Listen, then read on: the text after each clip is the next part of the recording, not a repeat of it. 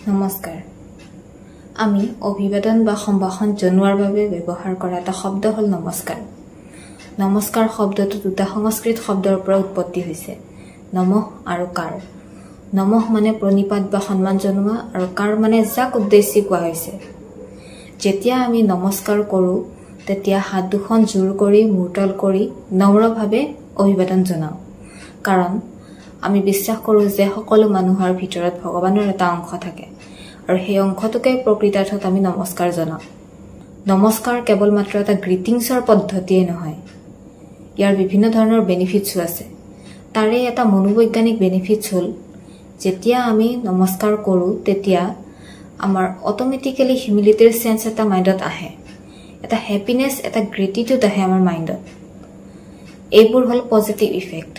আৰু এই positive effect এটা লৈ যেতিয়া আমি মানুহ এজনৰ লগত কথা পাতিম তেতিয়া নৰ্মেল কনভাৰসেচন এটাও পজিটিভ দিশত যায় এজ কম্পেয়াৰ্ড টু সেইটো সিচুৱেচনত যিটোত আমি এৰোগেন্সি মনোভাৱ এটা লৈ কনভাৰসেচন ষ্টাৰ্ট কৰোঁ তাৰ উপৰিও কোভিডৰ সময়ত দেখা গৈছিল যে মানুহে কোভিড ভাইৰাছৰ সংক্ৰমণৰ পৰা বচাৰ বাবে টাচ এভয়েড কৰিছিল সেইবাবে হ্যান্ডশেক হাই ফাইভ এই ধৰণৰ ওয়েষ্টাৰ্ণ গ্ৰিটিংছ মেথডবোৰ বাদ দি নমস্কাৰক আকোৱালি লৈছিল তাৰ পৰা আমি বুজিব পাৰোঁ যে নমস্কাৰ কৰিলে হাইজিন পইণ্ট অফ ভিউ দিও কিছুমান বেনিফিটছ পোৱা যায়